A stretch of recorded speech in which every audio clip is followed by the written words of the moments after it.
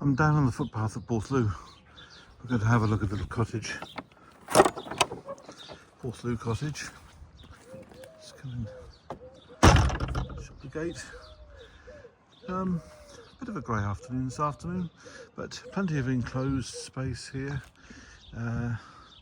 Very pleasant space indeed.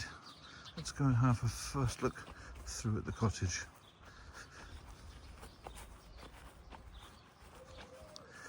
This actually is a very sweet little cottage. It's the oldest building down here at Porthloo, so it has a tremendous history as well.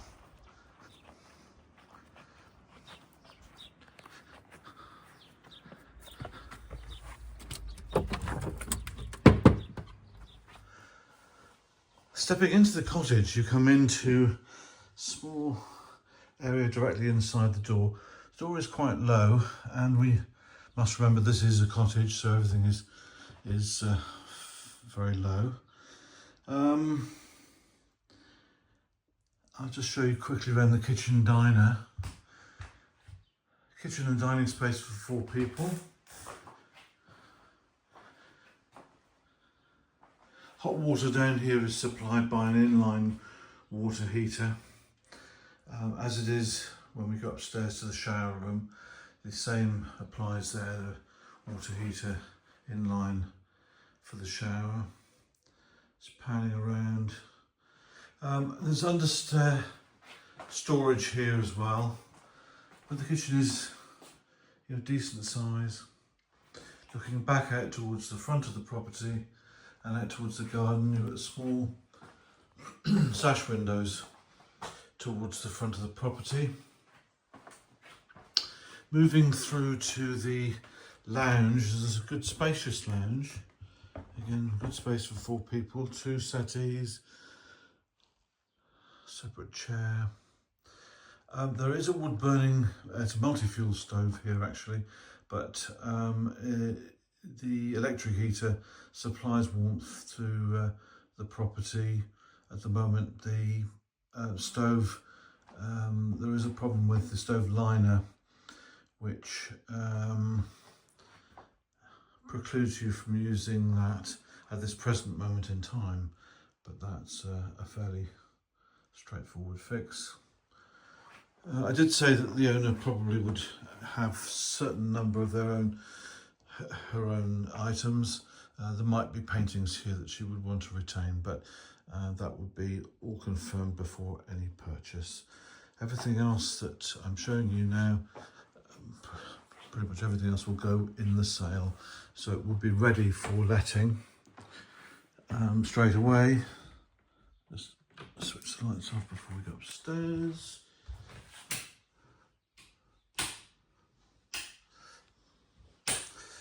Coming upstairs, short staircase,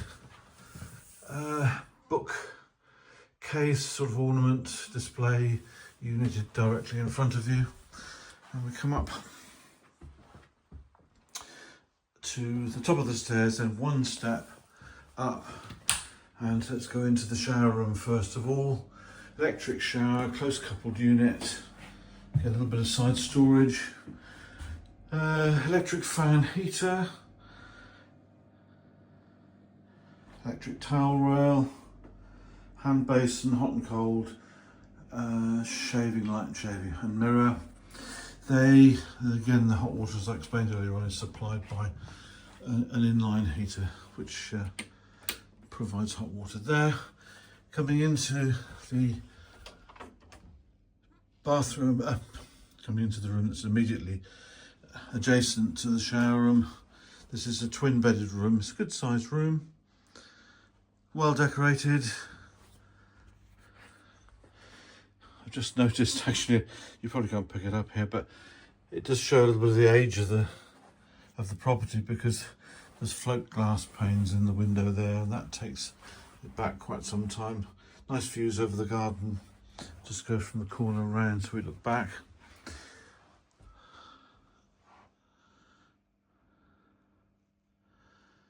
Large wardrobe. There's also loft access from this room. The loft is not huge, but there is loft space, storage space up there for future if you require. Coat hanging, smoke detection, etc. Everything in place. So coming out of the twin room, switching the lights off as we go. Down one step and up one step into the double bedroom, again with a small sash window overlooking the front of the property. Sorry, I should put the lights on in here a minute when we came in. A little bit more light, there we go. Again, reasonable sized room, sash window to the front, hanging space here.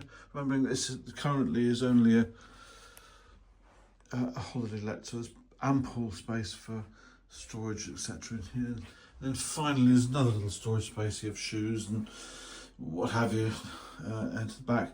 And this window also looks out over the garden, and you've got the Wi-Fi router up there as well. So this is the cottage, and we'll go and have a look further around the property, and as I said earlier on, which has a large extent of garden space as well. Now we're back out again in the garden outside the cottage, and there is loads of space here, and of course it's an enclosed space. We do take dogs in this property, so it's quite handy for them. And we come through to the annex.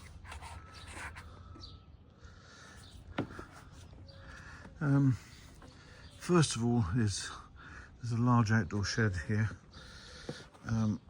There's again a fair bit of land, down a couple of fairly steep steps. Space here, outdoor space. Large shed. I'll just show you the rest of the extent of the garden first. All the bluebells coming out now nicely. There is another outdoor shed here, which has, my guess, a washing machine that probably doesn't work, but it is plumbed in. Again, just looking around very quickly. Let you into a little secret. I used to live in this cottage when it was first converted, and I used to grow vegetables out at the back here when there's plenty of land to turn over a nice little garden. And we come towards the door of the annex. Let's get the right keys.